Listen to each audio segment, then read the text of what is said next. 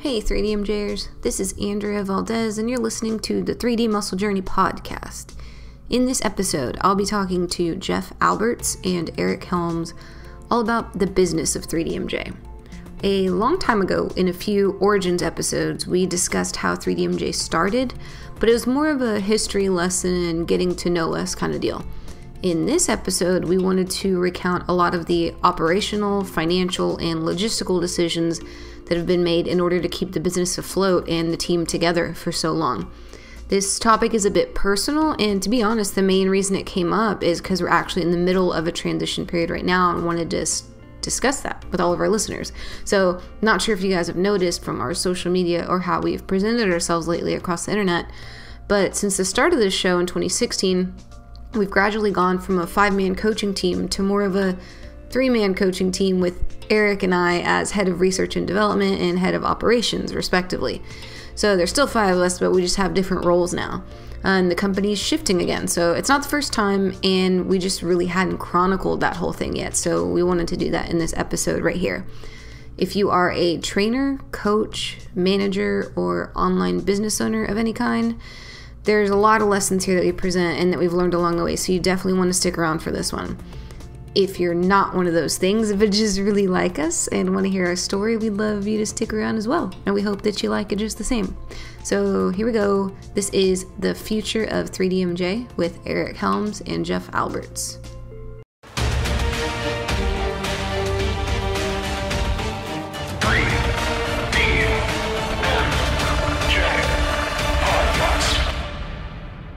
Real quick favor, guys.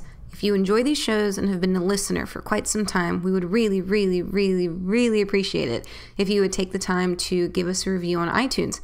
Having lots of ratings and audience feedback makes our show become more visible across multiple platforms, which then supports our mission of helping as many people as possible to be the best athletes, coaches, and lifting enthusiasts they could possibly be.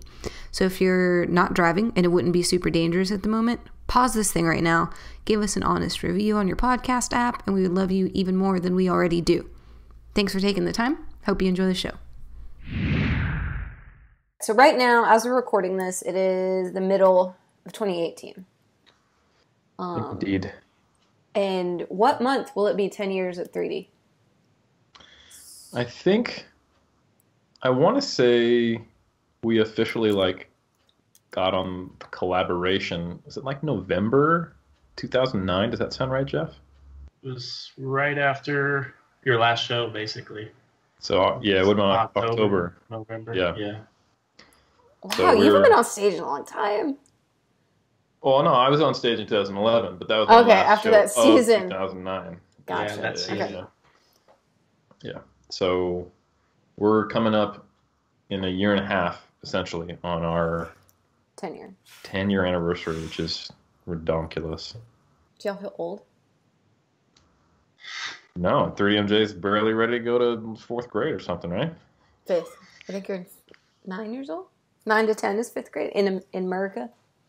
Well, we are, of course, an advanced student, so we're a little... Oh, yes. Yes. We're in college already. Yeah, we're the Doogie Howser of coaching things. So. Yeah.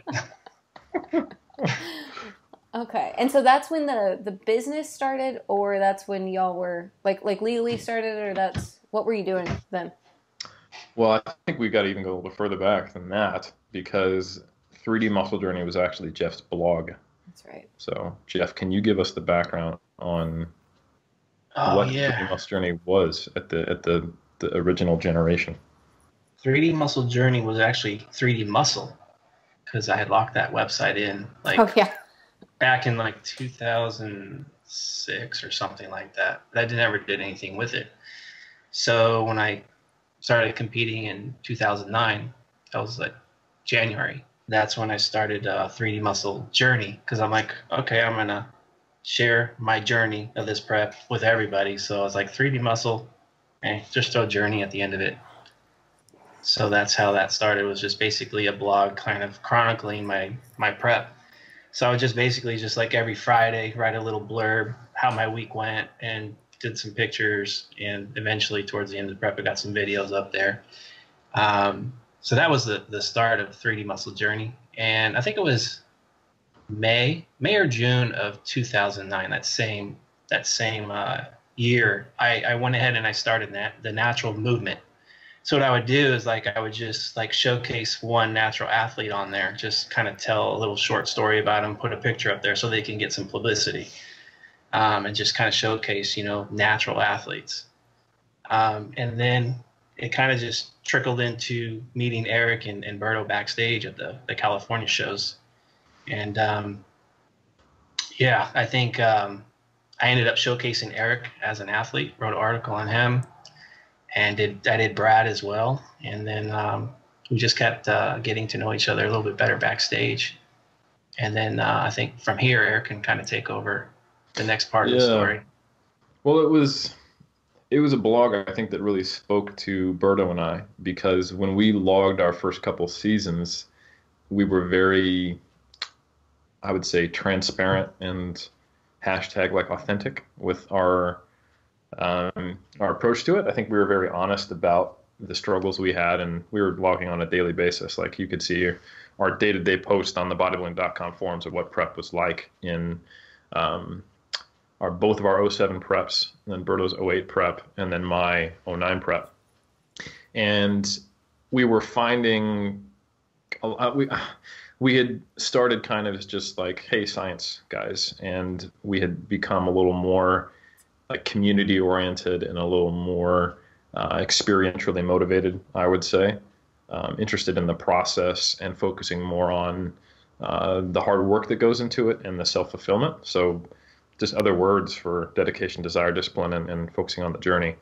So when we saw Jeff's blog, and Jeff, correct me if this is an inaccurate characterization, but he had basically turned over a leaf in his perspective on the sport. He was doing it to enjoy it, share it with others. That's why he created this blog for people to see, why he started the natural movement. And it had all of the same kind of cultural elements that were important to us. And we also found from talking to him backstage and just seeing a success that through a lot of trial and error and just logic, he had adopted a lot of what we would consider best practices at that time. So it seemed like a really natural fit between us. So Berto and I, we were both trainers at this point, and he had actually started doing some, online coaching, I think for over a year at that point. I think he started in 08. And we were thinking how cool it would be for that to be our main vocation, and then to just really do something to give back to the sport. And we thought it would be really good to hook up with Jeff, because we thought that his blog, if we could funnel people to it from the forums, we could start it as a website and start to transform it into something that was, I think in our minds, we saw it as an online magazine, because this was, obviously the internet was robust around 2009, but it wasn't at the point yet where social media was so strong that people weren't buying magazines. At this time, a lot of the muscle magazines were going, hey, we need to get digital versions and digital delivery, and now the muscle magazines are even the digital ones it's not a very popular form of media anymore compared to just following who you want on, Instagram, which didn't exist yet, or YouTube, which really wasn't big yet. So for us, we were how can we create an online magazine for natural bodybuilding that really promotes the sport? And I think while we did have the idea of coaching from the beginning, our main focus was going to local powerlifting meets and local shows and interviewing the winners and trying to create some kind of, business model off that had coaching as just basically a way to fund us going out there and creating content. And we thought it would be cool. I think at the end of 2009, I think in December, is that when we approached Brad? Somewhere in there. Yeah. It was either end of 2009 or very beginning of 2010. We approached Brad because he was a gym owner, and he shared many of the same qualities and had many of the same interests. And we thought he would be another good representative to bring on the team who had some business acumen, and would give us a home base. This was a time when you kind of still felt like you needed a brick and mortar too. We were often at Jeff's house, we were often at my house, and we were often at Healthy Bodies up in Portola. We had a couple of powerlifting meets. The gym that Brad owned at the time. Yeah, the gym that Brad owned at the time that he subsequently sold. But we held our first seminar there, I believe. Yeah. Which was like a solid 15 people or something like that. It was fun. Yeah. It was cute. That's a good way to put it. Yeah. Yeah. How were you going to think you were going to make money with an online magazine? Well, I think that's where the coaching came in. The way I saw it is that we could do some coaching on the side, and that would pay for our expenses and maybe start generating income. But I don't think I really had an idea of the scale of how much coaching we would need to do to actually make that a viable income for us. And that's also reflected in like the prices we started with. Like, oh yeah. Man, I think we were charging like $60 a month. For weekly check-ins? Yeah. Oh, jeez. And if you actually do the math and figure out how many clients you would need to make like median income in the U.S. off $60 a month, it's like 100.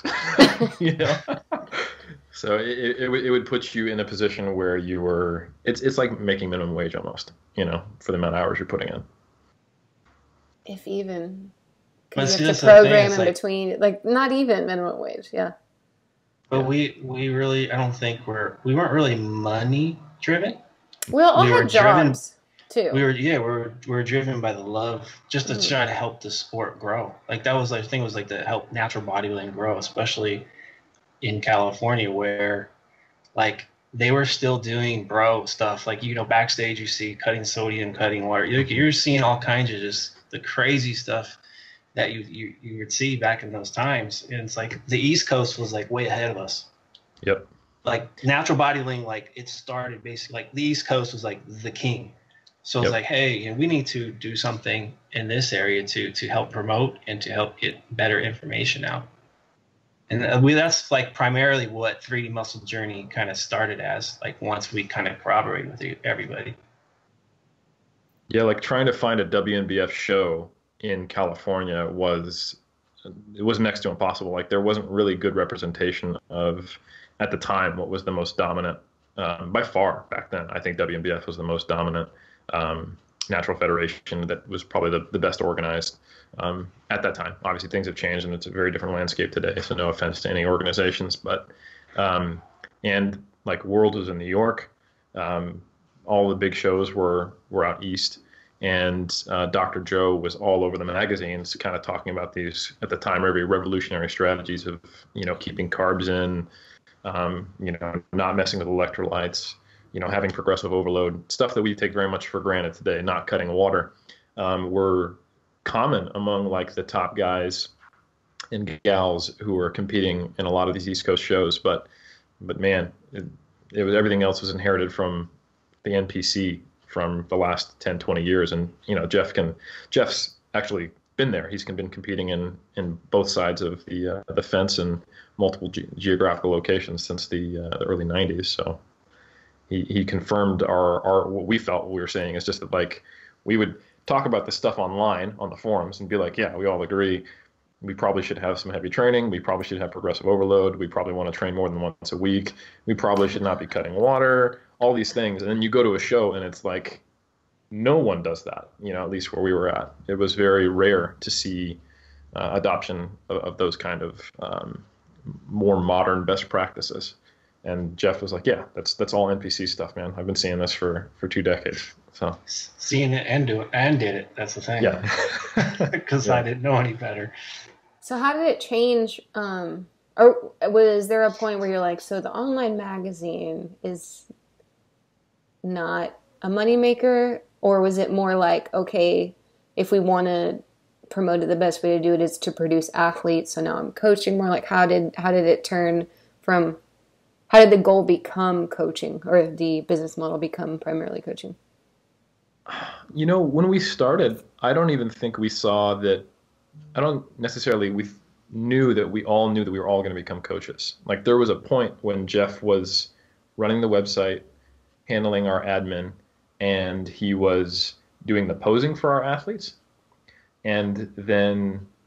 And our athletes was the other 3 of y'all, or just you and Bert while Brad was running his gym? A little bit of both. Brad, I think early on, Brad was doing like stuff on the website as well. Do you remember? I think he was doing a lot of like Facebook stuff. Yeah, he was our social media person at the start, which is funny because he's probably the least active on social media now. Yeah. Yeah. The Yola site. Was it the Yola site? Yeah. Oh, man. Yeah. If by bad you mean vintage. Bless my heart for trying. It probably was like legit but anyways, fast forward 6 years later, I was like, how do you even work this? I was like, what is this? It's broken. But anyways. We had the site way too long, but it was not bad. That's what I was going to say. When it started, I'm sure it was. 9 and 10. Yeah. Okay, so... It was probably out of date even a little bit in 2011, to be honest.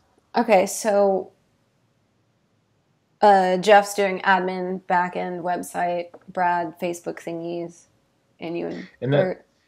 It worked initially because we just split everything 4 ways, so it didn't matter if someone was coaching or not because they were doing something, Okay. We were all highly motivated individuals and really enjoying it and spending our entire weekend at shows and powerlifting meets and traveling. And I remember, I think it was 2010, Jeff and I looked up and we were at some local PNBA show in Sacramento in October, and he was like, I'm tired of bodybuilding, man. I don't want to go to any more of these shows. And I was like, oh, me too, dude. I didn't because we had literally gone to every show in the West Coast, like multi-state, all over the show, and meets, and every weekend, handling athletes, coaching athletes, or just going to interview people. And that was a really cool time. I still look back on that whole period with a lot of fondness, but there wasn't a lot of money being made at all.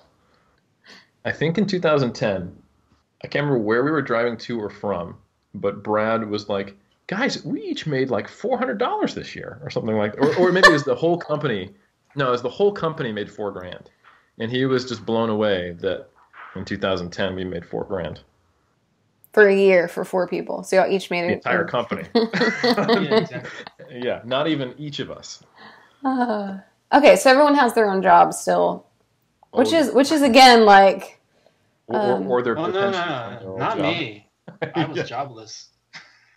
On a pension though. Not a pension. What's the Well, I guess it was your severance. There you go, that's the one. My severance pay. Yeah. That was like slowly fading away, and I'm like, well, let's see, $400 a month I made. All right, how am I gonna pay the bills on this? Yeah. Which was actually one of our main drivers. Like nothing motivates you more than I think I had a number of conversations with Jeff, and he had the conversation with all of us. He was like, look, we need to make this thing happen just a little bit faster because I don't want to get a job at selling tires at the local shop here, man. Like, I know bodybuilding, I know building cars, and I'm not building cars. So can we make this bodybuilding thing work? And I think that's when we really started to make a push to get clients because that was our only means of income.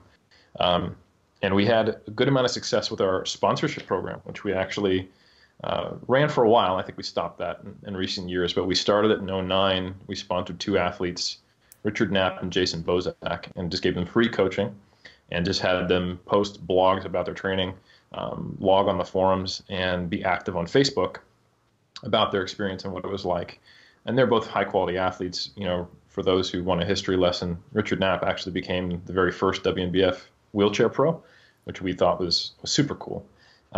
And had a fantastic physique. And Jason Bozak, absolute freak, just real good physique, big dude, a lot of years under his belt, and he's built a very solid base, and he's still out there. He actually contacted me recently and thought about getting back on stage, which is super cool that we still have those connections. But that was kind of our way to say, hey, we've obviously coached ourselves. A few of us have coached athletes, but if we can publicly show that we know what we're doing, that will be the springboard into getting athletes. And that was, I would say, a pretty successful strategy. We weren't like rolling in clients, but what kept happening is we would get a client who would do really well and open a pocket up for us.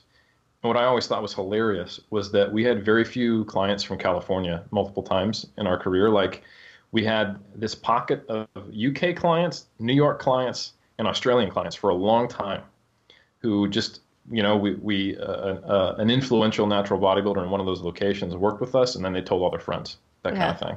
Okay. And it wasn't until Bryce Lewis and Matt Ogus each started doing really well, starting locally, and then, on their respective social media channels, that all of a sudden we started getting not only a ton of California clients, but just a ton of clients in general. Yeah. And that's when everything changed. I say would be right around 2011, 2012, the YouTube boom. And yeah, I would say that was largely driven by a lot of the clients we've worked with who had, a lot of competitive success that was public. Yeah, okay. So the coaching was like, Jeff was going to have to get a job if we don't make this shit really work for everybody. And then when did Brad sell his gym? 2011? Okay. 2012. Yeah, because I could be wrong. That's when I found y'all was in that YouTube boom. Yeah. 2012. Via Matt Ogus, yeah.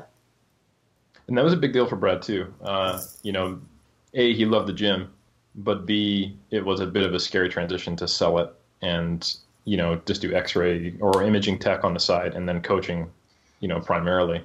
But yeah, there was a process for each one of us to, like Jeff obviously got forced immediately to have 3DMG as his income because he had, he came into it. Because he had just left the auto plant. Or because the auto plant, we left that out of the story real quick, but. Yeah, left the auto plants, got a severance check. Then it was like, I did have an option, like the state of California had said, here's X amount of money, you can go back to school. And I was like, do I go back to school and waste all my time, not waste, but spend a lot of my time in school, or do I go full throttle in this 3D muscle journey thing? And I was like, basically, long story short, when I was coming out of high school, my stepfather basically wanted me to be, to go into his business. And I was just like, no interest in it whatsoever. So I was forced to kind of do that. I didn't go with my passion, which was to be a PE teacher. So I was like, I'm not doing that again. So I don't care about if I make $100 a month or $5,000 a month or whatever. I go, I'm going to chase my passion this time with 3 other dudes that are just as passionate as I am about something that I love. So that's what I did. And which I think was pretty cool to see someone, like, it's one thing to say that as, at the time, I think I was 24 or 5, 2009. I was 26. But I was kind of just going for it. But to see someone who had a career and then had the opportunity to either take something safer or just be like balls out, even though he's, at a position where there's a little more cost and less time to correct that course afterwards, I found that super motivating. So I think that pushed all of us to try to, Jeff kind of led us in that all in, bet the house kind of approach. Yeah. It's still so crazy to me that a group of 4 dudes, I know there's 5 of us now, but that you guys have been together this long. And I know the listeners might not know this, but being in it, how healthy the relationships are and how deep they are. And that none of it, I mean, you see so many groups break up, and groups, like even partners. It's just a huge deal. I don't know if y'all know it. I think y'all do know it. It's a huge deal for 4 people to have not killed each other, kicked someone off, hated each other. Well, you know what I mean? Like, hasn't always been pleasant. Like, we've had our little spiffs here and there, but I mean, we've always like worked things out and always listened to each other and care about everyone's feelings. But I also think what's really kind of keeps us tight is that when we go back to our roots, again, it wasn't money driven. Like, yeah, we're trying to make a job out of it, but when we first started, it was for the love and the passion of actually trying to help the sport and help people. And I think that's what kind of keeps us grounded and keeps us bonded. Because even though we're, fast forward, here we are almost 10 years later and doing okay for ourselves, that's still the root. That's still the root of our company. I also think that we're very aware of how rare it would be for a group of 4 to stay that well connected. And there's been a number of times where meetings have started with Jeff saying, hey, we're not as connected as we were. We need to do some things to keep that self-care. And that's because I think because of that awareness, we've spent a lot of effort and time investing in that. Like, I remember from the very beginning, here I was, college kid taking my blended exercise science sports management degree, and I'm telling these guys they have to read this book called The 5 Dysfunctions of a Team, and you're like your standard kind of stuff about healthy communication in the workplace. And I think some of it was probably a little like, okay, kid, but also other parts of it were probably like really good, because I think at the very beginning we focused on very open, honest communication and trying to make sure that all of our voices were heard. And then when anyone's voice wasn't heard, speaking up about it and trying to be aware and checking in with one another and having regular meetings. Like we did I think a lot of important work early on that established the environment where we could address problems. Because I think if you don't do that early on, then those little micro breaches of trust, misunderstandings, they don't foster an environment where you can fix that in the future. Yeah. So it kind of like limits your capacity to address conflict later on if you don't kind of get a good foot in the door at the start. Yeah. I think one of the best things that we do, which for the listeners which might be surprising, is we still start every meeting with a personal check-in. Always have. I don't know when that started, but since I've been on the team, right, almost 3 years now. We'll spend a good hour. Yeah, we'll spend it's always been hour. A thing, and that became really important when Eric headed out to New Zealand. Yeah. Mm-hmm. Because that's like when he headed out. Like before that, like Eric said earlier, we were either at Eric's house or at my house, up at Brad's. Like we're always on the weekends, like always kind of connected that way. So when he left, it was like everybody started kind of venturing out and doing their own things. And then I got remarried, had a kid. So I was like, okay, now that's a huge priority shift for myself. So yeah, I think these check-ins, like to this day, are super, super important to make sure we stay connected. Yeah, and just to give a little bit of perspective on why we focus so much on kind of like the psychological side and the emotional health side, is like right when we formed was shortly after my father passed away, and I had just gotten into therapy to deal with that. So all this like therapy and like I was part of a men's group and a lot of other things to help me address that, where I kind of tried my best to bake those things I'd learned into 3DMJ, because I kind of saw the consequence of if that's absent. Mm-hmm. You know, when someone passes, you know, a human passes who you have a relationship with, some of the part you grieve is not just that they're not there tomorrow, it's that the relationship that you had with them can no longer progress, or any kind of closeness you had wasn't there. So I think that really made me want to try to form these close bonds with people I saw as like, you know, brothers and family in a way that wasn't quite there, that I saw missing in things. And like, you know, it made me realize how precious time is too. So you forced the other guys to hang out with you all the time. So yeah, basically I just became a forceful group therapist on everyone. And they're like, let's talk about bodybuilding. I was like, no, let's talk about our feelings. So, yeah. But no, not to get all mushy, but I mean, like I come from a family that didn't communicate that much. So till this day, there's still a lot of resentment within my own family because there's no communication. So Eric actually helped me a great deal by learning how to open up and actually, you know, to have me know it's okay. Like if I don't agree with something, like I can voice that without any resentment or anything. So I think like all those meetings we had where we've been very open with each other, I think that's a huge part of the reason why as coaches we're good, because we know how to. We basically, you there's experience. Yeah, I've done bodybuilding shows for years. I got that experience, but it's having that human connection of understanding how these people might be feeling and trying to help them through that. And I think if I was, you know, before I met these guys, if I was a coach, I would have like no awareness, like no, I guess emotional intelligence. It would be very low. My IQ would be very low. So I think as coaches, it's like it's more than just a science. It's more than just what macros are and all that. It's to me, it's like you got to understand people. Well, I think we're all good at addressing shit directly, and there's and also, you know, for the listeners, it's not like I'm saying I can't believe we're all together this long, but it's not like we don't have problems or don't. I mean, we sure as shit do. We've had a couple blow-ups in the last 3 years. But it's never like, blow up, I quit, I hate this person. It's like, usually me, sometimes Jeff, but it's usually because we bottle something up too long. And then it comes out as like a big... It's the Italian temper, you know. Sometimes I just can't restrain it, you know. Pass this boy.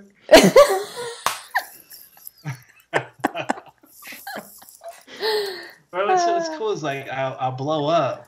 You guys might be like shit, a little probably angry and mad, but no, I it's get like, scared of you when you blow up. But you guys never say, "Hey, you're an asshole" or "You're a dick." It's always like, I hear what you're saying. Mm-hmm. You might not agree with how I blew up, but you hear what I'm saying and you actually care. And if there's something that's legitimate that I'm saying is actually a concern, you actually fix it. Yeah.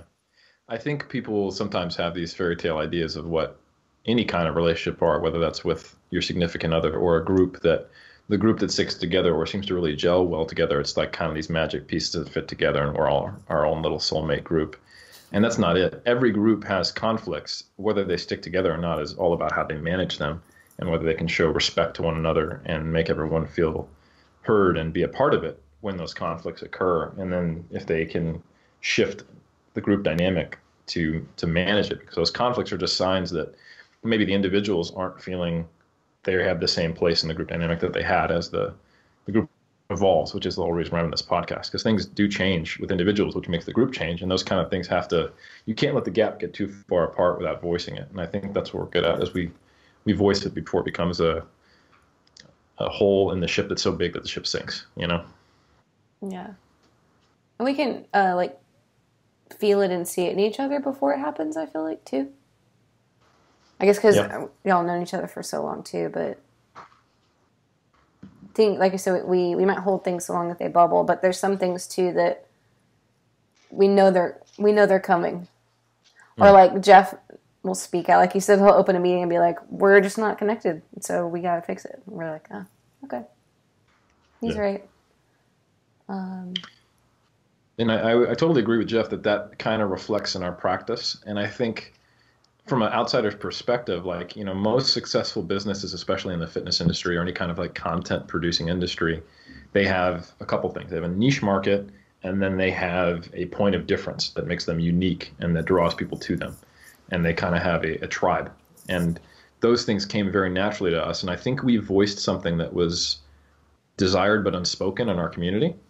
Because at the time, it was very, like Jeff said, science focused. Like a good coach was synonymous with someone who understood physiology and the training and nutrition. Or did well and had photos of it. Right. Yeah. But like kind of like the modern progenitor, like because Lane Norton and Joe Klemczewski were the only online coaches at the time. And they were both like the faces of science. And there was this kind of clashing with the old school bro lore with the new school science. And that was becoming popular. And that's why they were so successful, is because they were bringing kind of like logic and science and kind of updating and making bodybuilding new, shiny, and effective again, kind of thing. And that's not just a marketing gimmick. I think there's a lot of value in what they did. But at the same time, I think people were losing sight that coaching is not at all the same thing as the methods you use. A good coach decides to, should stay up with best practice, but using best practice doesn't make you a good coach, so I think we really spoke to the emotional experience of bodybuilding, because for most people who compete in physique sport, it's a pretty emotional thing. Like it's super emotional. Hard. Yeah. You bond. Like a lot of people use it as some kind of vehicle to address things and to go through different chapters in their life. It tends to be it's like a catalyst experience. Like, like 2009 for Jeff and a number of other seasons, he'll talk about like how his entire perspective shifted as he was competing, and it reflected in how he competed and why he did it. And the same exact thing is true for me, for Berto, for Brad, for you, and for many competitors. So I think the fact that we started to talk about the art of coaching, not just the science that goes into modern coaching practices, and we talked about the emotional side of bodybuilding along with the coaching aspects and science, that really made us stand out. And I think we were the first who were really trying to make sure we weren't just giving people macros and an Excel sheet with training programs. We were really trying to do real coaching, and we were started incorporating like unlisted YouTube videos and Skype calls very early on, phone calls even, before Skype was really a thing. That's right. So I think that's a big part of our evolution as well, is that we truly didn't want to be seen as just people who were spitting out cookie cutter things or were completely oblivious to the experience of our athletes, or who weren't using our athletes to help us help them, which, it's they're everything when you think about it. They're the one that gives you all the information. So I think all of those things together meant that we started to get a ton of applications right around 2011, where it completely rocked our business. We had a point where we had, God, I want to say hundreds of people on a waiting list for off-season coaching. Yeah, we had probably like anywhere between 200 to 300. Yeah. And you guys were kind of, as far as I knew, like the first. I don't even know anybody else that did what you guys did in 2012 besides like Lane Norton. Yeah, we had very quick meetings when we discussed what should we be basing our pricing on, because I would just look up what Lane and Dr. Joe priced, and that was the entire competitor list at the time.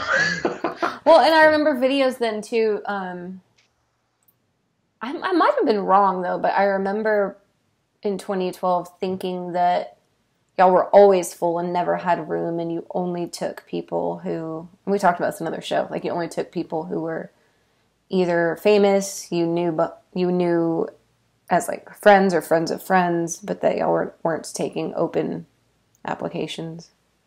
That's funny. It was basically just first come, first serve, you know. If someone would put in an application and there was no reason we couldn't take them on, we took them. And then we just got, man, there was a point where all four of us had a completely full roster. And that was the case. That part of what your assumption was accurate from 2011 to 2012. We each were taking on as many as we could while feeling that we weren't degrading the quality of it. And that looked a little different from each one of us based on our stress levels and what else we had going on. I think there was a point when Berto had 70 clients. Yeah. I never got over the mid-40s. I don't know how high you got, Jeff. High 40s. That's been my highest. Yeah, and I think probably the same for Brad. I think the three of us always looked at Berto like, how the hell do you do that? And he would do a good job, too. I think it might be just because he comes from a big family that lived in close quarters. Like, he's just good at managing relationships, but he's always been good with people. But we had to figure some things out. Like, we had the system where we were splitting all the money evenly, and previously some of us were coaching, some of us weren't, or it was a minor focus, or one of us was running the website. To shit, all hands on deck, we're all coaching different amounts of people. We need to start actually distributing funds based on how many athletes we're taking on. We need to way back off on how much YouTube we're doing, or articles we're writing. When we're going to shows now, we're putting Dream 10 on people. We're not interviewing the winners. You know, we're hoping our own athletes are in the winner's circle. Still going to all the shows because we had clients all the time in them, but it was a stark difference. And we started the Skype program in 2011 or 12 as well. I can't remember which year. Somewhere in there, yeah. I think it was like. So basically, shit just hit the fan. Yeah. Shit hit the fan for y'all. It was too much at the same time, so then the business had to change again. Yeah, and again, we were trying to, because we had very much this service mindset, we were pricing ourselves too low for the amount of effort we were putting in. It wasn't really fair to us, to be honest. You know, like I said, we were all coaching full time, but some of us still had second jobs. Like, I was still personal training. Brad was still doing X-ray tech. Berto was an after school care person in the Bay Area public school. Like, we all had extra jobs, but we were all coaching full time. That didn't make sense. So we've always been slow to increase our prices to something reasonable. I think we finally gotten to an appropriate price for the value we put in now. But yeah, at the time we were seen as the best or among the best, very high quality, doing something unique, giving, you know, voice to the athletes' needs and concerns, and treating them not like a set of numbers, and affordable to almost everyone.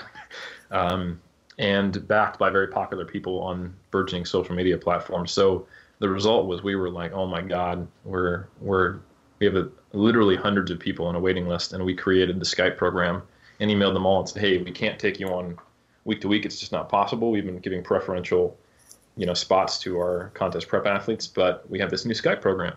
And that started the phase of 3D Muscle Journey where we actually got more busy because we kept the same number of week-to-week athletes, but then every morning or every afternoon or every evening or whatever, more days than not, we were Skyping people. I mean, before we actually started this call, Jeff was looking back into some old spreadsheets, and we were, you know, regularly doing 20 Skypes a month. So that means basically every weekday you're Skyping with somebody to do either a one-off or a repeated consultation. And then, it's hard to set boundaries to make sure that those Skype people are only contacting you during that period. They're going to have questions about their programs. And all of a sudden we were looking at and we went, yeah, this quote unquote solution to this waiting list actually just added another 10 hours of work to our week when we were already working full time. And that was basically where we started to, unfortunately, go very dark in regards to our social media engagement and YouTube, putting anything on our YouTube channel was a ghost land for a while. I was still managing to write my weekly question and answer blog post, I think up into 2012, but after that it really started to fall off. Yeah, because I was really enjoying YouTubing, once a week, put a video out, and it was man, I just there's no time for that. And so it's just trying to get on social media was it felt more like a chore. Yeah. And forced. I have to do this because, this is part of the job, but I'm working full time with just athletes. So, and that was part of for me, again, going back to just my blog, I love to try to share my experience and try to help people. And I just felt during, it was 2012, 2013, 2014 even, it was just nonstop, just constant, just working with athletes. So there was no time for that happy place that I was really loving to do. Yeah. It's cool to hear, and I want to underscore for the listeners, it has to change. I know a lot of people and us at some point in our various careers, you think you're going to figure it all out. You think your company wants to be this thing, and it's in 4 years we've talked about how y'all have changed 4 different times, but it doesn't feel like that. It's not like you get together and you're we were an online magazine and now we're a coaching company. It's this weird balance of what people want from you, how your life is tragically overloaded, or vice versa. And y'all mentioned, the payouts, everyone's working hard, but some people can just operate at different levels with different skills. And so if Berto has twice as many athletes but is getting paid the same, it doesn't feel good for anyone, really. So then that has to change. So just being responsive. Yeah. Yeah. And yeah, exactly. All of that has resulted in a fair number of changes. I think probably the biggest change was when I left the States to go to New Zealand to pursue my graduate education. Right. We didn't mention how y'all all lived within an hour of each other for the first few years. Yep. Yeah, for the longest time, Berto lived in Hayward, which is basically the Bay Area, just out on the other side of San Francisco, so the greater Oakland area, you could say. I had a home in Sacramento. Jeff had a place in Modesto? Salida, which is Salida, yeah. Modesto, yeah. Yeah, and then Brad is still in Portola, which is right on the border with Reno, basically, but still on the California side. So we were all within hour and a half drive of each other at most in any given time. Mm-hmm. So yeah, we were spending basically the weekends together, and for years. So, but yeah, so then the big change was when end of 2012, I moved to New Zealand to pursue my second master's and PhD, and I think that's what one of the times we were kind of alluding to, where we really had to get on top of making sure we stayed communicative, and we had these meetings and check-ins, and we tried video check-in recordings, and we tried meetings. In addition to that, it's gone through a lot of different permutations. I think we found something that works nicely now. With Basecamp and bi-monthly meetings, and also we talk on the podcast, which works really well. Yeah. But I think what shifted for me is I became more and more of a content producer on the evidence-based side of bodybuilding and producing science-based stuff. That's when I started to purposely cap the number of clients I had. I had to keep it high throughout my master's just to kind of pay for everything. But once I got my scholarship for my PhD, and I knew I was probably going to get that in mid-2013, that's when I started to quote-unquote go hard on producing content. And you'll notice that's when I created the Muscle and Strength Nutrition Pyramid. I had just finished data collection for my master's. It was June or July 2013. I'd been bringing down my clients. I really realized how much I couldn't do everything when I had to basically go dark for 3 weeks to write my thesis, and all my clients had to not message me, and like my wife didn't see me very much, and I wasn't doing much with you guys either. And I was like, all right, I really got to make a change. And basically I let my clients trickle down I didn't kick anyone off my roster, but I basically just didn't take anyone back on. And where I could, I'd shifted clients to other coaches and help people go their own way and work with themselves, and stop taking on new Skypes. And now that transition has much more fully happened. But there was a period where I was like coaching part-time and being the science guy for 3DMJ, or R&D science officer. And that role is basically that proportion of pie has gone from having enough time to do it to having half and half to doing 2/3 to now it being like 95% of what I do. How was that for you, Jeff? When Eric's like, hey, I want to coach less athletes, or I need to do this, I have this academic pursuit. How was that for the rest of y'all? Y'all like, hey, support it, cool, whatever? Or I think we all were very supportive of that. Yeah. If I can recall, I think what was, for me, I can speak for me personally, was like when he started to pump out a ton of content, it made me feel like, well, shit, I'm not putting out as much as he is. And it made me feel like, wow, I need to contribute more. But then I was like, I had my roster of 40 athletes and all that. Like, well, I don't have the time or energy to do it. So I felt like I wasn't contributing to the team. So we were going through this transition, but I don't think we really fully understood the exact, like how everybody was feeling or how it was shifting. Yeah. Like it was almost like, well, I kind of feel like Eric's doing this. Is it helping or hurting us? And it was like more of like my feeling like I'm not helping out. Like I should be doing more because he's doing more as far as the content stuff.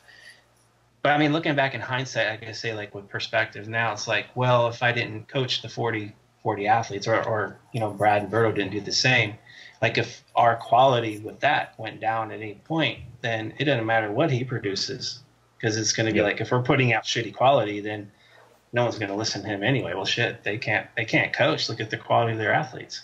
Yeah.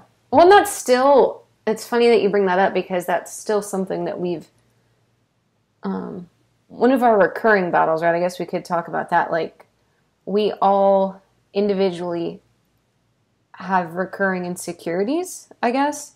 And like that one is, if it's okay with me saying, is one of your constants, Jeff, is you. It's still, it's getting better. Yeah, I know that it's come up a few times. I'm getting more comfortable in my role now with the team, whereas when he first was starting to go out and venture out on his own a little bit and creating like that, it made me feel insecure. Like, just not like out of jealousy, like, oh shit, Eric's, it was more of like, shit, I want to help out too. Yeah. So, but I mean, now, like, I feel like, okay, the athletes that I do put out, like, I just had a bikini athlete win a couple of pro cards in 2 weekends. I mean, that right there, it's like that has a tremendous amount of value in how how it's representative of the team. Yeah, but that's it's also I didn't really know how to do it that well when we started. Like, I think I did some things right, and I think other things I had to figure out by trial and error. Like, I didn't start my own YouTube channel. Like, I always produced content and kept it on there, and I wrote blogs for our website always, and only would write other places if they asked me to do, and appear on other podcasts. But I think I didn't think enough about how do I represent the team.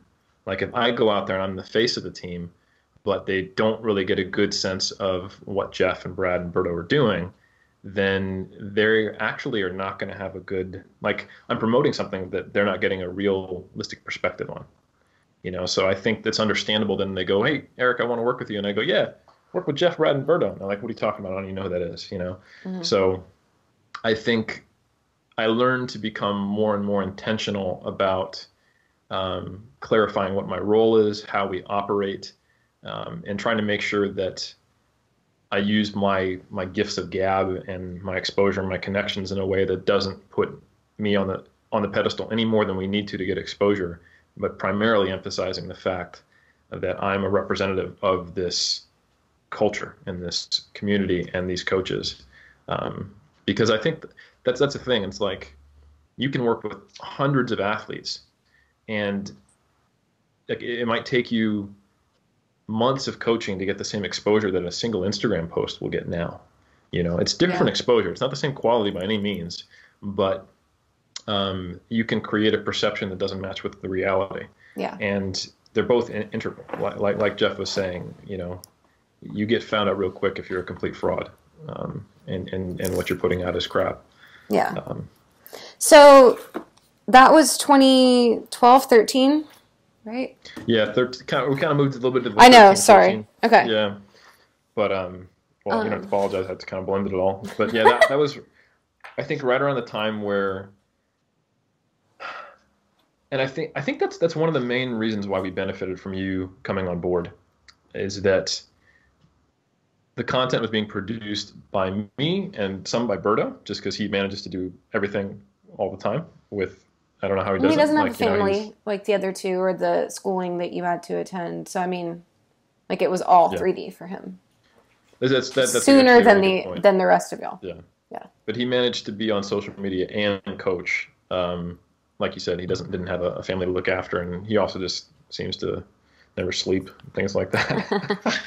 Yeah. But like literally, he's gotten better with that though. So I think we had to be constantly aware that if the face of 3DMJ was not the face of 3DMJ, that would create problems for us on the back end. And I think that probably, once you contacted me about the idea of making the pyramids into a book, and then once you accepted our offer of coming onto the team and collaborating with us, I think that was the start of where we finally figured out how to make this thing work, really. And I think creating a voice for the team has been something. I think previously we had individuals speaking for the team, but the team didn't have a voice, and now the team has a voice. And I think you're hugely instrumental in that. And we're very grateful. Thanks. Yeah, as a fangirl first, and y'all not knowing who I was, I remember, like, I had found y'all, like I said, through Matt when he was all over the place, which then brought you guys all over the place. And y'all were still making videos over and over and over, like a couple a week at least, as a team. And everyone had their, like, little segments and stuff. Like, I think the other three had vlogs all the time. Like Brad, Jeff, and Bert always had vlogs. And then you had your sporadic, like, peeling back the layer or the pyramids. But everyone, and then I wasn't in HQ. I wasn't an athlete yet. So that was when I found y'all. Everything was super active. And then I became an athlete end of 2012 to prep for 2013. And then I think by the end of my stint there, like, it was very drastic. And if I think about it, because I stopped weekly coaching in Christmas-ish, like going into 2014, because I was powerlifting now. But from when I signed on to in that year and a half to when I was done with weeklies, it was 3D makes everything all the time. And, like, I was around you all the time, but no one made anything anymore, like, within a year. By, like, the four of you guys. Like, the YouTube was maybe... Dry, yeah. Very dry. And it was obvious to a few people. I remember, like, Ian McCarthy actually contacted us and said, hey, like, do you guys need help with social media? Because you're great, but you're not out there anymore. Like, well, and at the same time, right, y'all are as busy as you've ever been. And then, but then there's these other, like, I don't say kids, but, like, kind of, like, all these other coaching companies popping out that weren't as established or whatever. So, like, y'all were always these legends and the people that started it all. But then all these other little companies, a lot of them have come and gone. A lot of them broke up. A lot of them turned into one person. Like, none of them have lasted, really, not saying none, but compared to I feel like y'all are the OGs. And then... Well, essentially what happened is that a lot of people who came in with the same fire, passion, and motivation that we had in 2009 stepped onto the stage with better social media savvy and understanding, because that's what they grew up with, while we were basically doing the coaching, inundated with doing coaching and not putting it out there. Like, we were basically, I mean, we were fortunate that we had really extended the road out ahead of us a long ways with just being putting in. I mean, I think at this stage, we probably worked with 2,000 people, if I had to just guess. At least. Which is crazy. Yeah. And at that point, it was still probably close to a 4-digit number in 2014, where the disparity really became obvious, where we were absent on social media. So word of mouth carried us for a long time. Like, we didn't see huge dips, but we knew what was coming. Like, if we didn't start getting active, no one would know who 3DMJ was anymore. Because we didn't have a brick and mortar, we didn't have a local business. We were an online business without an online presence, and that strategy can only last so long. And I don't know why it. And I guess me being someone who on my own at the time had figured out the YouTube thing, had figured out the Facebook, Instagram, whatever, enough for myself to have a following or to for someone to know who I was or whatever. And it's weird, and I don't know why I've always felt responsible for it. Bert and I have talked about this, but I'm not sure why I was like, I needed to do stuff for y'all. And I don't know if that's healthy, but I was like, because I was closer to you guys at that time, as in, like, I would go to shows. I knew everyone besides Eric because he had moved, but I knew the other guys in person. I trained with Bert all the time. Like, he wasn't just this far off hero coach. Like, he was my friend. We hung out on the weekends. We hung out at the gym. And I'm like, why? Like, it was weird. Like, every time I'd see some coaching business come up, I'd be like, but 3D, y'all are idiots. Like, I remember you saying, like, you guys could be doing so much more. Yeah. Like, you're like, it was almost like this frustration and coming through you. Yeah. Like, and I'm like, just thinking in my mind, like, you're right, you know? But I'm like, I don't have time, you know? I don't know why it felt like my problem, but it was. Well, I think beforehand. Well, that's something we've always tried to create a community, because it's the part of bodybuilding we love. Like, you know, we've always felt like bodybuilding literally brought 3DMJ together. You know, there's literally no reason why a race car driver in his 40s from Portola should be very close friends with a Mexican kid who grew up in the Bay Area who, you know, like they would not normally meet, you know. But bodybuilding brought, you know, all of us together and really created a livelihood for us and a passion and a community and a place for us to express ourselves and have creativity and all the things that you know, gives humans juice in life. So I think we wanted to provide that for other people, and sometimes we really did, and we had people who absolutely became part of the tribe and the culture, and it's really cool for us to be able to see people who benefit from what we try to do and to see it successful. And I don't want to speak for you, but it seemed like you were also someone who was positively affected by that. So I get it. Like, yeah, I would say I'll save my life. Wanting to give back. Yeah, so. I think that's it, is like, I've never been in as dark of a place as bodybuilding put me in. And like in 2011, 2012, when I did my own prep and like lost everything emotionally.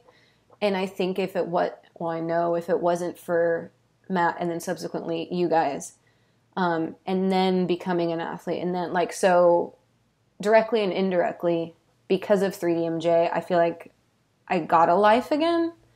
And so I guess it is like, it's this indebted, maybe? I don't know. Or like, I don't know what the word is, but I felt very much like I have these skills.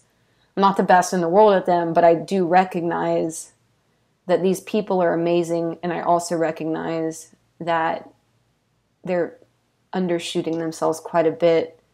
And the holes that they have are ones that I know I can fill, I guess. You can fill our holes. Hey. But I think that was it. It was like a match of things. It was a match of, these are my heroes, and I see that they're getting slept on. That's what LS always tells me. He's like, you're getting slept. I see they're getting slept on. But at the same time, the I almost said holes in filling again, but you know, like the thing that they're not able to keep up with is the exact thing that I think I'm decent enough at that I could help.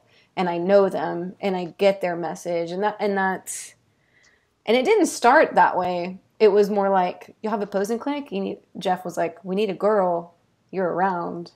You walk all right. Like, do you want to? And I was like, more than happy to. And then when I'm doing this posing clinic, I'm like, but how are y'all signing up? I know this thing online that makes the sign up easy. Let me do it for y'all. And that's actually how it all started, if I think about it. Yep. Was that one little thing of like, let me do y'all this favor and make an online sign up form instead of Jamie, Brad's wife, having to email all the attendees. Mm-hmm. Y'all could just collect money this way. That was the first assignment thing that we did together. Yeah. And it wasn't even like assignment. It was super informal. It was just that y'all were doing a posing clinic in Sacramento. I was living in Sacramento, and there were some girls attending, and I had just competed, and y'all had seen me on stage walking. And not to toot my horn, but I got best poser in that show, I think. And y'all were like, and I think you were training, or maybe it was Bert and me and Brandon were just training at the gym. And he was like, do you want to help out with the girls? And I was like, sure. And that's how it all started. Yeah. Yeah, and I would say it grew from there. And you put a lot of faith in us because as a business, we needed someone with your skill set, but we had no way to pay someone with your skill set. Like, we were like, you can coach. And they're like, that's the whole problem why you guys can't do this stuff, because you're all spending your time coaching. So, yeah, it's been a process to get you integrated in the way that you need to be to help us and to make it also make sense for like paying rent. So, yeah. Okay. Was that weird for y'all? Either, like, I only know it from my perspective, and now that it's like 3 years later, we're like, why is this little girl helping us? No. Well, I can speak for myself because I got the opportunity to work with you on the pyramids. So I saw your vision and the fact your skill set, that you're able to see the pathways to do things, and you're able to think through problems, leverage them, and you're good at that. Like I think you don't give yourself enough credit when you said you're decently good at it. I think you're very good at kind of that visionary planning and pushing something in a direction it needs to go. And I was like, oh shit, that's exactly what we need. I don't have that skill set. I don't even really want to learn that skill set that much. Like, it's not what toots my horn. And like, as the pyramids became super successful, which of course, Andy played a big role in as well. Yeah, definitely did. But I was like, yeah, there's something here, because that gave me like freedom from the model we had, and I saw something like scalable, and I was like, okay, how can we bring that to the team? So I was on board from the start because I had seen it through that experience. That's good. But I can't speak for Jeff. Jeff, speak. Tell me how great I am. I remember being presented with the idea of bringing you on, and it was like, my first thought was going back to our roots, like, how's this going to change the dynamic of the team? Mm-hmm. So it was I guess I was a little bit fearful of losing the bond that the four of us guys had, bringing in I don't blame someone you. else. Yeah. Like, it wouldn't have mattered if it was you or if it was anybody else out there. It would have been the same feeling, I think. Just like, okay, it definitely changes things. So I guess there was a little bit for me, it was like a little bit of insecurity there. But I think, now, it was the best decision that we ever did. That was nice. So, yeah, if we go back to when we weren't very active in social media, like Eric said, we if we would have kept going the same route, we would probably be like serious dinosaurs right now. Yeah, like serious dinosaurs. So, and I don't have that skill set that you have. Like, I'm not a marketer. I'm not a social media person. I'm just a dude that loves bodybuilding, and I love to help people and coach people. So, yeah. So I think, your skill set is something that none of those four guys have. So it's definitely or the time. Like we say that, but it's a different one. And like when people hear this, they might think, well, she's not famous on social media, and Eric and Bert are. But it's actually, that's still not what I do. Yeah. Well, marketing agencies aren't famous. Yeah. Yeah. You know what I'm saying? Like, yeah. But it's like when I think of myself and the things that you've said thus far, like what you said, Eric, like the vision, I guess, and I think how I feel unique, which I could be wrong at too, but is that there's this alignment of like the skill set as far as like I'm interested in the internet, or I think it's just I like solving problems, and I see this problem, and I sort of understand like websites, newsletters, or I'm not the best at it, and I don't mean that I'm not skilled at it. I mean I move slower than I'd like to, and there's a lot of other people out there. Like if you said, Andrea, write me this perfect plan for 3DMJ for the next year, I could write you 10 pages, but the problem is there's a lot of people that could execute that in a year, and I get frustrated that it might take me 3 years. That bothers me, and it'll always bother me, but I also, I guess, know enough that if I don't take care of my training or sleep enough or whatever, like I think my slow movement is because I still forever am an athlete, and if that's not all taken care of in its various ways, I don't operate that well. And you guys respect that and allow me to do that, which is great. But and I don't think you move as slowly as you think you do. I move slower than my brain wants me to. That I definitely know is true. But yeah, you also hold yourself to some ridiculously high standards sometimes. Yeah, but I've been involved in the military. I've been involved in universities. I've worked in personal training, big box gyms, small personal training studios, and you're more efficient than 99% of people.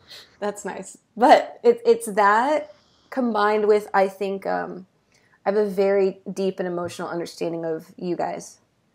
Mm-hmm. And there's a lot of people, of our mission, because it served me so well. Like I said, I'm pretty sure saved my life multiple times.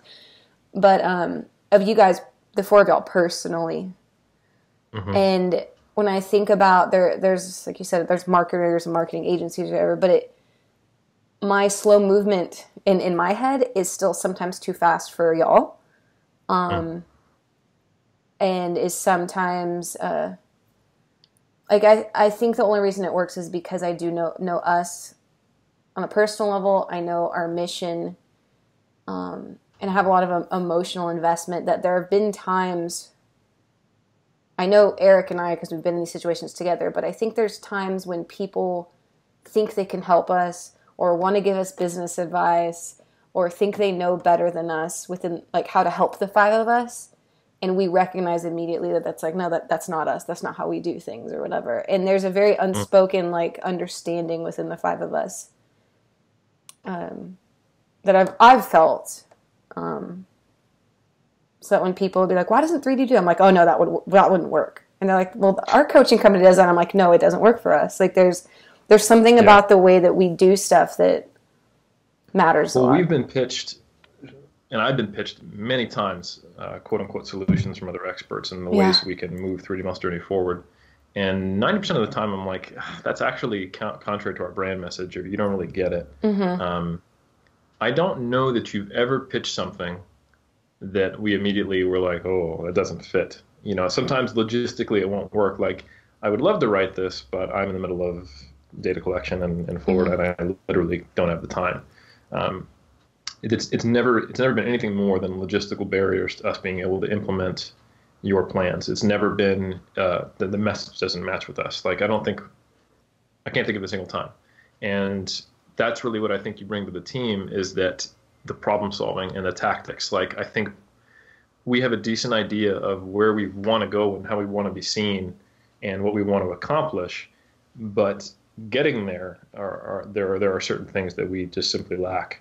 And you have a mind attuned to solving those problems and helping us get there, which is important. Thanks. I just feel real protective. I don't know. Like Jeff's a different protective though too. Okay. So conversation wise though, like we're pretty much up to nowish, right? Where we are. So it was this like all coaching team, and now it's like there's these three like head coaches.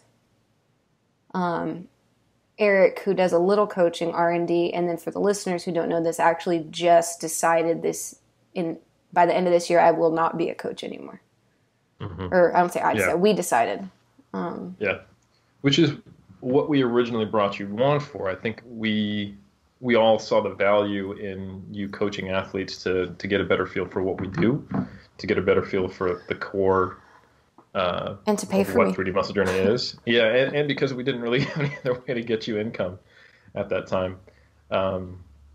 So I think it's the natural progression to where getting you in the position of being like an operations manager and helping us produce content and manage it and put it out there in a way that is consumable and effective and appealing, but still holds to our message is really where you, I don't want to speak for you, find yourself at home. Would you say that's accurate? Yeah. I think it's strange, but I know that 2013, I was like, I'm going to be this famous YouTuber. And now I want nothing to do with my face anywhere at the moment. Yeah, I really enjoy sitting, like, solving our problems or attempting to, right? But I like tinkering. That's the best way. Like, I like figuring out our stuff. I like keeping us organized. Like, I have a hard time making like an Instagram post, but I can do 17 updates for our team in Basecamp, just letting everyone know what's going on. Like, yeah, I feel Planning for the future. Yeah, I feel at home and excited there. And I know y'all would never think that I would belittle the team or not be good enough for the team, but I think I hold 3DMJ coaching in such high regard, and I always have, that I feel like if I'm not doing it full time or even half time, I'm doing like a quarter time lately, that I fear that I'm going to be out of practice or not able to serve my athletes either as well as I should as far as being up to date with things or with my attention. I don't want to give them like what's left of me. I don't, and I know that being a 3D athlete was such a big deal for me. Like, I become adopted by 3D, and you see it on the internet. Everybody is like, I'm a 3D athlete. It sounds so cool, and I know to y'all it's like, whatever. But as someone who was there, I was like, oh shit, I'm a big deal, And I would hate for my athletes to be like, I'm a 3D athlete, but my coach like doesn't really post on Instagram, and she doesn't actually make videos, and she's not the famous one, and whatever. And that's an insecurity of mine, but it matters to me. Like, I want all of our athletes to be like super proud and super. I want them to have the experience that I had. I don't know. I think it's cool because it's just like, I think people can, by what you just said, get a sense as why we do so well as a team, because we're always putting the athletes first. Yeah. We're always wanting to. So if it means, like, for me, going from a roster of 45 down to a roster of 25 so I can improve my quality of service, then that's what I'm going to do. So even if it means, hey, I'm losing some money here, because in the long run, if I try to keep this money like perspective first, in the long run, I'm going to lose a ton of money because that quality of service is going to go down. Yeah. That's going to reflect upon the business. The business is going to go down. So to me, I think, what you just said, it's a big testament as to how we hold quality at such a high standard here. I think it's also a testament to how do we help the most people, looking at it from a very pragmatic perspective. Like, that's a big reason why I decided to do like the SBS Academy, or why I decided to write the pyramids. I can definitely help someone working with them as a coach. And I think that that's incredibly valuable. And having the experience of coaching really gives you a lot more understanding of the art of it and how truly individual things are, and about how much not just setting things up and making decisions are important.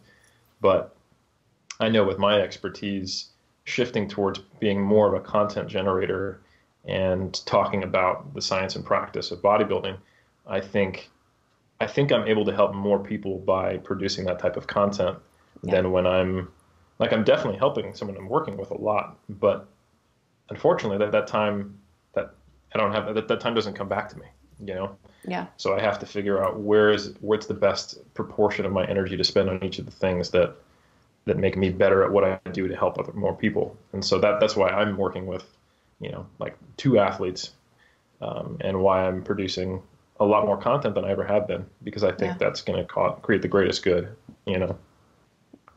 Yeah, and the quality, I know that's something that Jeff is always not worried about, but he always makes sure to like remind us. Yeah, to always remind us. And we want that everywhere. And that's the thing too, is like when we think about all the people we could affect and the ways that people need things. And I think that's something that I think about a lot, is like, of course there's a time when every competitor needs one-on-one coaching. But then there's people who don't want to compete, but they want that experience. There's people who don't want to check in with their coach, but they want more from us. There's people who want to hear deep-rooted conversation. So I feel like we're building this thing that hopefully can serve anyone who would want something from us, right? They can get snippets on the Instagram or the YouTube. They can get long form here on the podcast. They can get online courses in the vault. They can get off-season coaching with sporadic check-ins, and then they can get weekly coaching. And I think that, I don't know, I never thought of it that way, but I think we've done a really good job of spreading that to help people of different learning styles, different attention capacities, different just different needs. Places in their own career. Yeah. Yeah. Yeah. Or even different perspectives, but still having a love for the same thing that, we collectively call bodybuilding, whether you're a coach, whether you're an athlete, or whether you're neither, but you still love lifting. I think, like you said, our options were so limited before. Like, hey, do you want to coach with Rudy MJ? No? Well, next month we might put out a YouTube channel and you can learn how much Brad deadlifted,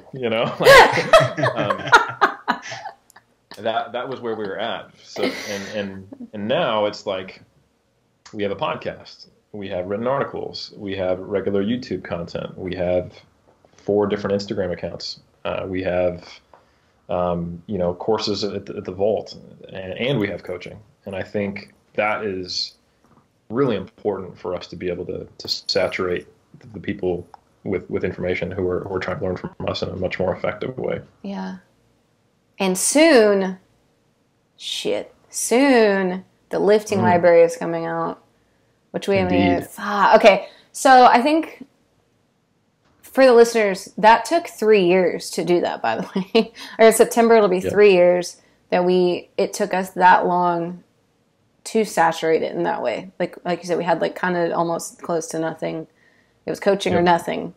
And now we have like all these things, and it's great, but I think the next step is to get good at all those things, according to me. I know you say like my standards are right, and I think that we, now those channels all exist, and we have experience in them, and we've done well, but I think that now that they're established, we spend the next year or two, correct me if I'm wrong, but like fine-tuning all those and getting them like streamlined and good, and now we know how we like to present them. And I mean, I think we're going to have to do every couple years. Yeah. Mm-hmm. What were you going to say, Jeff? I was saying we're improving our form. Hey. Yeah. So, I think by the time this episode comes out, the new vault will have just launched. Or is it? Yeah, the new vault will have just launched. So we've totally redone the face of that. And then the rest of the year, we're redoing our home website, which is going to be a big deal. But the lifting library, you don't even know, listeners. We spent a long time on this. So by the end of this year, we'll have you want to tell them about it, Eric? It was kind of your baby. Yeah, indeed. I thought it was... I think it could kind of stem from me just feeling like you couldn't get everything you needed from the pyramids. You could get all the information, but like lifting is a physical activity. It's not just reading about the ways you should train, and there's no replacement for actually just getting in the gym and grabbing a barbell. So we recorded all of us doing the big key movements of powerlifting and bodybuilding, but then also more importantly, the movements that people most often don't do well. Things like hip hinging, things like dumbbell pressing, lateral raises, almost all back work, Jeff gets real different upset. Variations of squats. yeah, exactly. And we've got, basically I have audio narrated each one of these videos, and Brandon, who is a fantastic video editor, has created all these graphics to support that. And then we're going to have these as like lessons inside of the vault with programming considerations. So you can take all that big picture, like data-based information, and then, okay, how do I actually apply that to when the rubber hits the road and I'm actually lifting weights? All performed by the elegant physiques of 3D Muscle Journey. The elegant physiques of Jeff and Bert. Yeah, elegant physiques of Jeff and Bert, while the rest of us feel fat. Yeah. So of course, this was taken while they're both in like pretty damn close to peak contest conditions. So yeah. And I was at the peak of my bulk.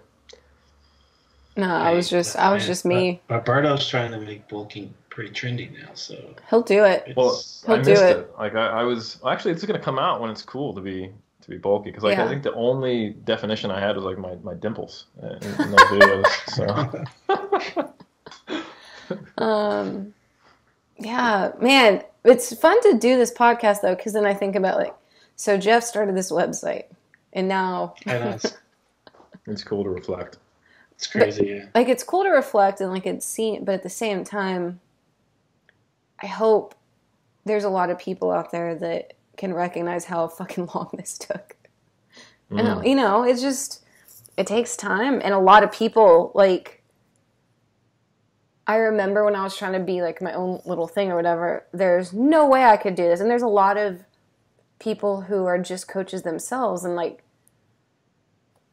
it's just like, it takes a team, you know? Yeah. And we've got another 4 people who aren't even really front facing on 3DMJ who are behind the scenes helping. Yeah, we still have, for the listeners, we also have like Eric just said, we have Brandon who does our video editing. Not all of our videos, obviously, because they're not all awesome since 2009. All the good videos. If it looks good, we didn't do it. Brandon did it. Yeah. And then we have Anna Wilder by Design, who does our graphics when we need things to look great now. And we have Rizzo, who helps us run the website and the vault. Amanda Rizzo. And then Steve Taylor, who helps us run the podcast. And he's a registered dietitian. So, I mean, shit, yeah, it's like 9 people, 10 people. Yep. And Rizzo's also a... mental health counselor. In her internship phase of mental health counseling. So there's times when we tap her on the shoulder to see if she's willing to help us out. So yeah. Yeah, it's crazy. Yeah, I'm thinking about it, and like you guys saying all that, I'm like, man, there's like every Friday you just to write this cheesy blog, you know. And of course, Melissa, who handles every email that comes in. Melissa Rickenya is our admin. And has been for ages. And man, that's such a valuable thing, because like I don't think people realize how important like administrative assistants are. Because man, like if you just had your stock standard admin assistant come in and be like, yeah, so would you like to train with us? Sure, okay, great. Yeah, this person's 50 pounds overweight and they wanted to do an 8-week prep. That's not going to work. She does so much of the screening process for us. Yeah, so. She knows. Well, that's the thing, right? It's like this weird blend of special skills. Because I know people, like I said, it's not that I was the only person that could be another bodybuilding coach for all. Like it's that it was this weird skill set, but also these relationships I had with you guys, and the understanding, and the whatever internal duty. And if you got someone who, like even now, like, because I run the 3D Instagram, like someone a couple days ago was like, are y'all accepting coaches and how do I apply? I'm like, what? Like, accepting coaches. Yeah. And I'm just like, huh? But everyone, like, it happens organically. It's just weird. You have to, career-wise, it's like you just do your thing and then things just happen. Like Brandon does all our editing, but it's because he's my boyfriend, but he was also a 3D athlete. He actually knew you guys before me because he trained with Matt. So I think he met Jeff and Berta. Like he might have met you, Eric, at some type of lifting something back in the day in like 2011, 2010. But I think a good, like, if I was like I'm Italian, I'm gonna have Sunday dinner. I'm gonna invite everybody to my house. Like I'm not just gonna invite anybody. Like I would literally invite every single person. I've had almost every single person that works. Yep. It's been at my house. Yeah. There's just something you can't fake. Absolutely. Yeah, we've all been in his house. Like that's the thing, is it is family. And like Rizzo was our athlete, but she followed my YouTube channel back in like 2013. Like she was one of my little people who would always type on my videos and stuff. And then Steve was an athlete first, and then asked to be our intern when he was one of Brad's athletes. I still think it's so cool that he interned with us and got like graduate level credits for that, which is just so cool that we were. Now we're gonna have everyone being like, "So can I be your intern?" For the record, I was gonna say, for the record, we're not taking interns. We've been asked lately. It's just we don't, now that we have this full team, right? But we appreciate the interest, but we are not currently accepting any interns. Yeah. So the future looks like. That's what I was going to ask you. I wanted to get your. Ask me. Yeah. I thought I would like to hear where you see, like 3DMJ in 2020. What's the ideal position? 2020. I don't know. I feel like we're just at the tail end of building the foundation. I don't think we're even done with it yet.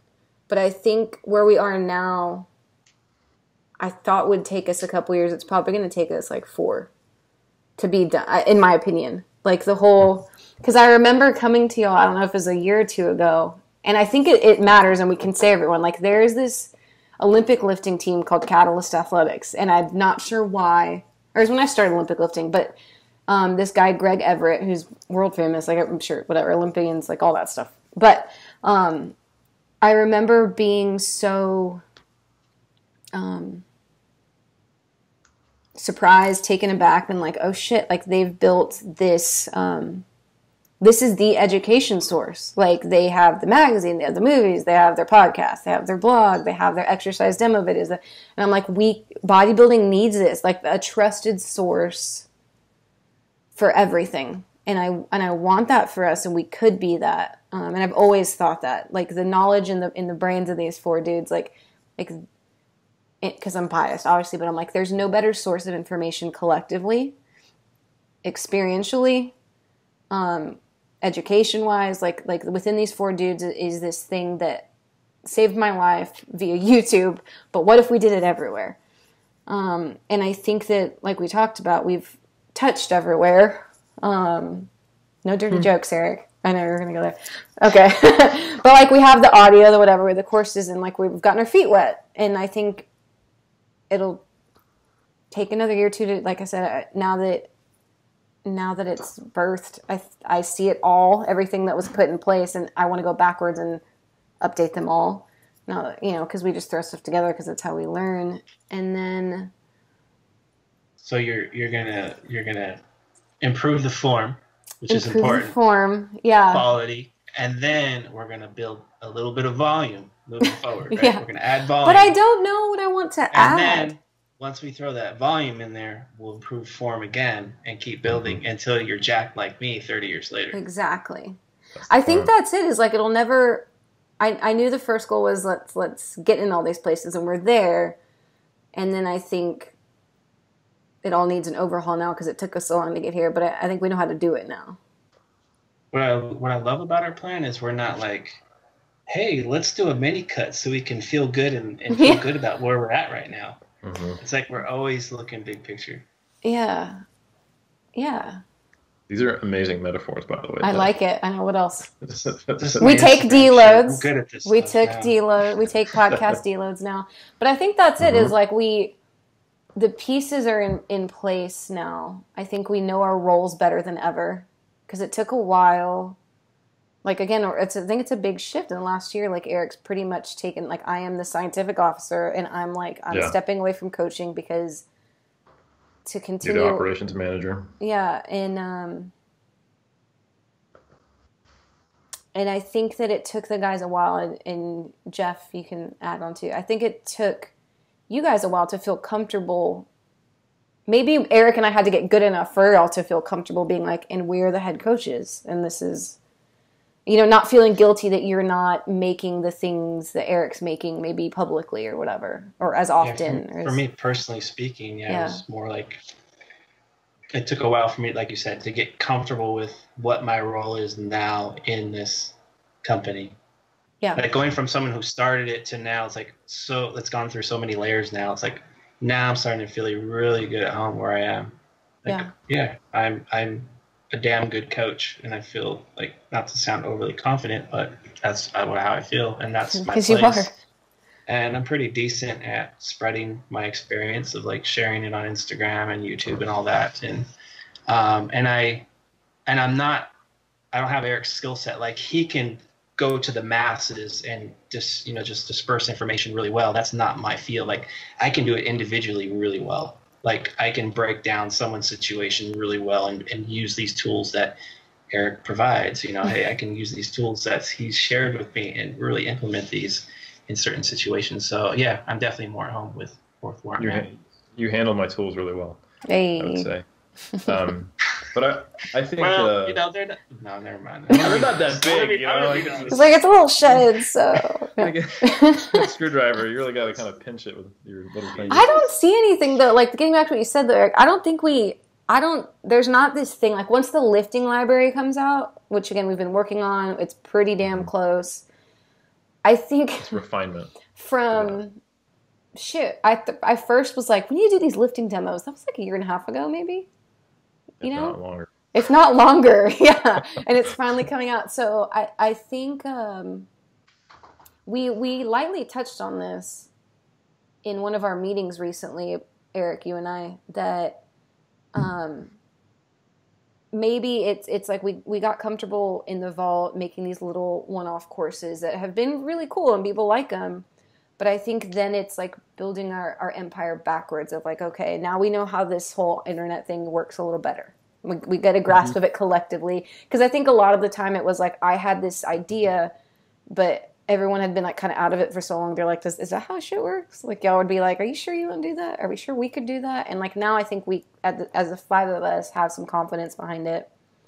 And I think there's almost no other way around it, but when things happen organically, it doesn't make sense until you look backwards, and then you can start to create more structure. Like a great example with like Jeff talking about feeling insecure because he's looking at me producing a lot of content.